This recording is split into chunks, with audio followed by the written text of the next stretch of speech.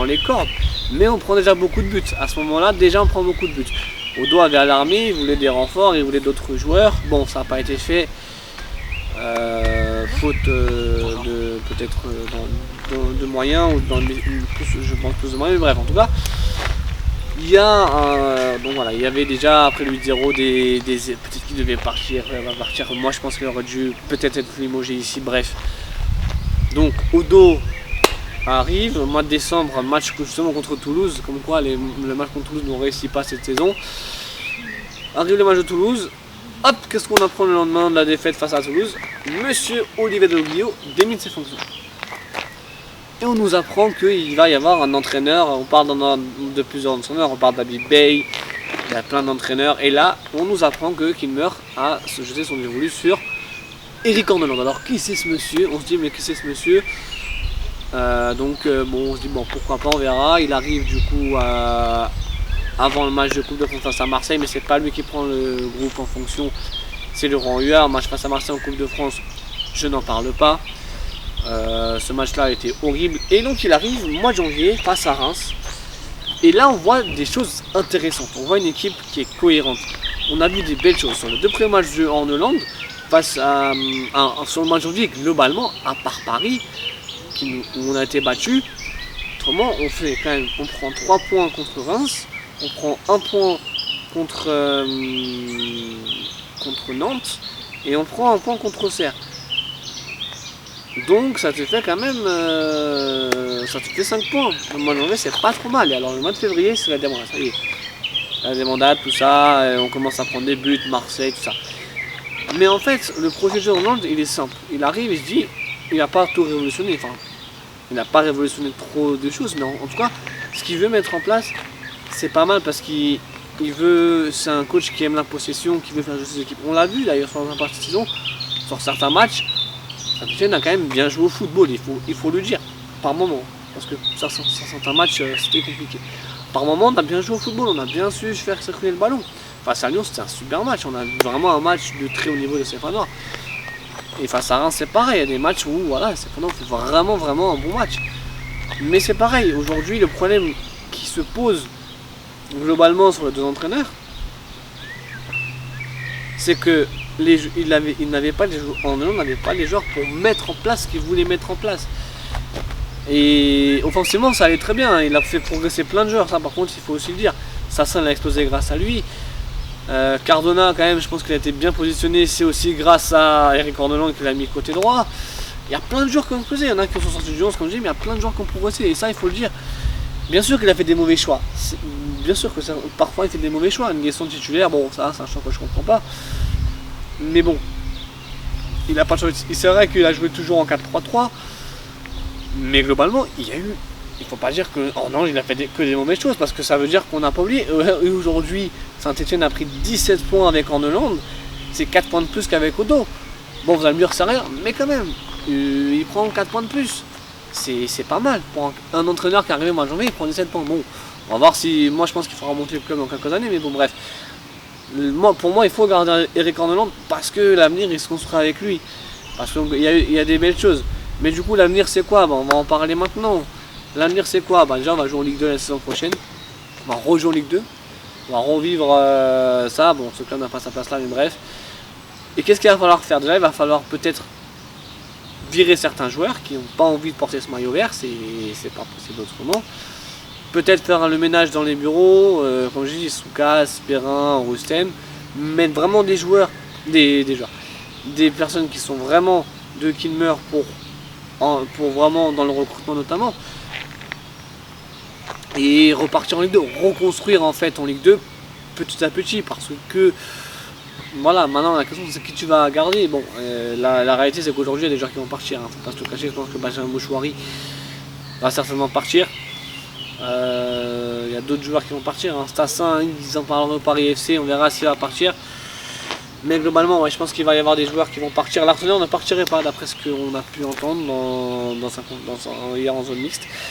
Si on sait un petit peu lire entre les lignes, voilà, l'Arsenal a dit qu'il ne souhaiterait pas, en tout cas qu'il ne partirait pas. La saison prochaine, à voir qu'est-ce qui va se passer, à voir ce qu'on va laisser dans le land, parce que je pense que maintenant, le land, il va certainement vouloir ses joueurs à lui.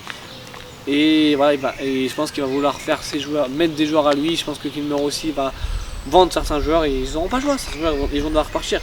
Je pense que Fumba va partir, Abdelhamid va partir, Kouarouni va partir certainement. Déjà, tu prends ces 3 joueurs-là, je pense que bon, les 3 joueurs-là vont partir. Briançon va partir, il n'a pas joué beaucoup cette saison, donc ça fait 4 joueurs déjà en moins. C'est pas mal.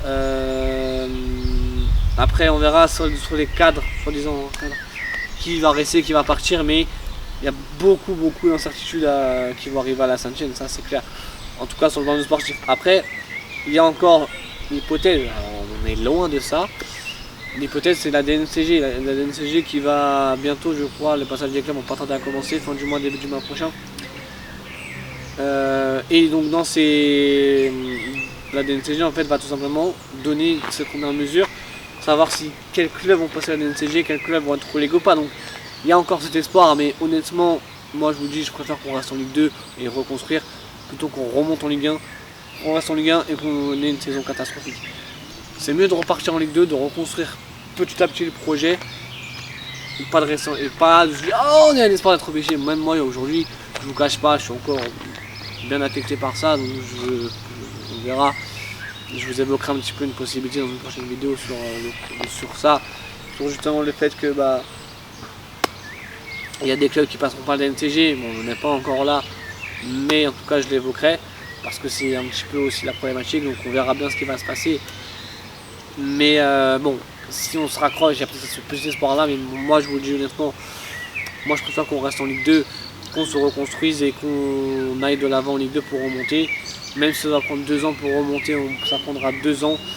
On sera à 3 ans du projet Kilmer et Kilmer se donne 5 ans pour retrouver l'Europe. Donc bon, on verra ce qui va se passer. Comme je dis, les prochaines semaines risquent d'être très chaudes en coulisses. Je pense que ça va pas mal bouger, il y aura pas mal d'actu là.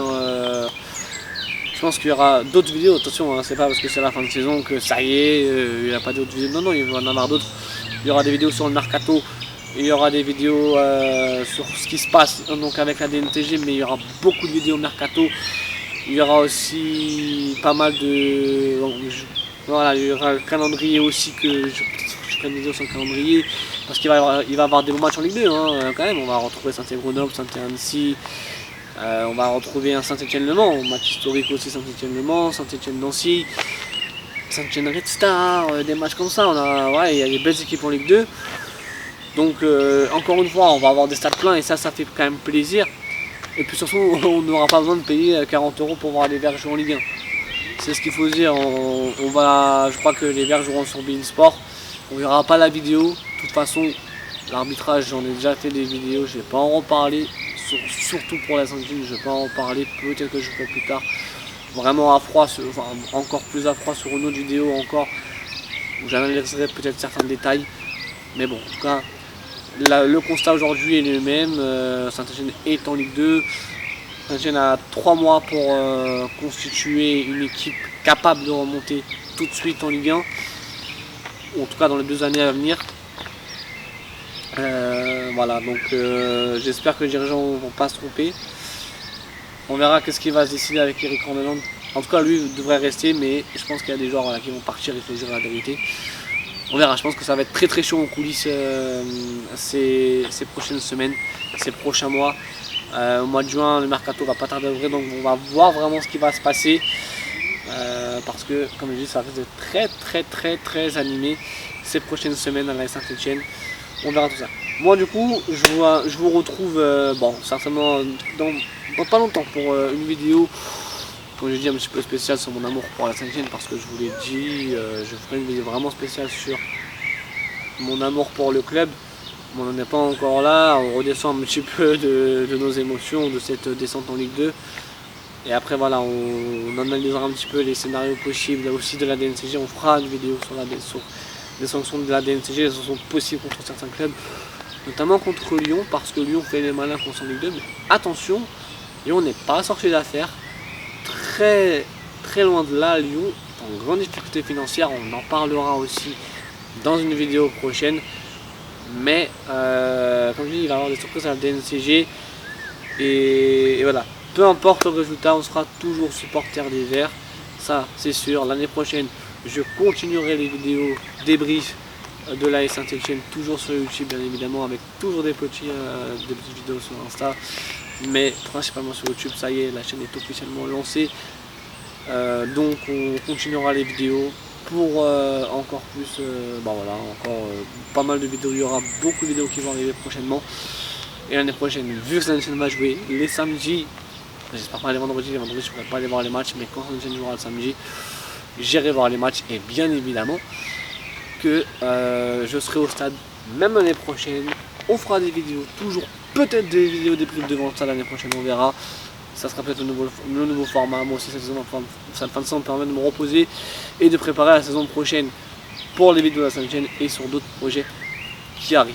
Sur ce, je vous souhaite une bonne fin de journée, même malgré le temps, je vous dis, allez les Verts, ciao.